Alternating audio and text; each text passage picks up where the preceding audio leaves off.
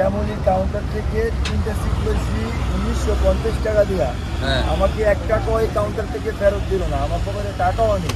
কোন কাউন্টার? এই যে শ্যামলীর যে কাউন্টার আমাদের এই ফেনীতে। কে পরিচালনা করে এখানে বর্তমান যারা আছে তারা পরিচালনা করতেছে। বর্তমানে কি সাধারণ জনগণ কি এটা মেনটেন করছে না প্রশাসন? কাউন্টারের লোক, কোম্পানির লোক হইছে। রিসিটটা দেখান তো। এই যে আমার আপ ডাউন টিকিট নাকি এটা? না, আমাকে মদনপুর বা ঢাকা নামাবে। এখন পানি দিয়ে 4 ঘন্টা হেঁটে এসেছি, 7 ঘন্টা হেঁটে এসেছি। ভাই মাফ করে দিন, ই পানি পড়ছে। যাও খাও হয়ে গেছে।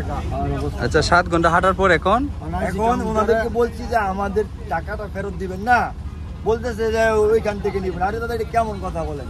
আপনাদের ওই ভাড়া 300 করে দিল, আমার 900 টাকা ফেরত দিবেন, তাহলে তো আমি যাইতে পারি। কত টাকা নিছে আপনাদের কাছ থেকে? 1950 টাকা নিছে প্রতি জন প্রতি? না, 3 জনের। আপনারা কোথায় থেকে আসছেন, কোথায় যাবেন? অক্সিজেন থেকে আসছি, আমি নামবো মদনপুর। ঢাকা মদনপুর? জি জি।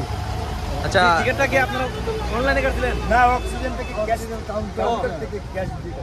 ওখান থেকে কাটতে আসছিলেন? ওখান থেকে তো গাড়ি চলাচল বন্ধ, জ্যাম পড়লো। হ্যাঁ। জ্যাম পড়লো, পরে হেঁটে আসছি। যে আমাদের বিশ্বাস করছি যে এই কাউন্টারে আসলে তোমার আমাদের একই কোম্পানি। একই কোম্পানি তো এই এখন বললাম, উনি বলে আমাকে আমি যে মদনপুর গিয়ে জিজ্ঞাসা করবো, কেন আপনার এক মালিক কোন দেশ চালাতেছেন আপনার? আমরা 9 ঘন্টা আসছি বাণিজ্য ভাইয়া, বুঝছেন? এটা কি শুধু আপনাদের সাথে হচ্ছে না আরো মানুষের সাথে হয়েছে? আমরা তো নিজেরা টাকা নেই। আমার মোবাইলে আমার বিকাশে টাকা আছে, আমি যে ক্যাশ আউট করবো আমার 4টা পর্যন্ত নেই। আমি পানি খাবো, ওই টাকাও আমার কাছে। আচ্ছা, আপনি সেনাবাহিনীর সাথে যোগাযোগ করেন তাহলে ভালো হবে। আমি ওনাদেরকে বলছি, ওনারা বলছে যে এখানে হ্যাঁ, অবশ্যই বলেন, আপনারা হেল্প পেয়ে যাবেন আশা করি। অবশ্যই যান। আসসালামু আলাইকুম।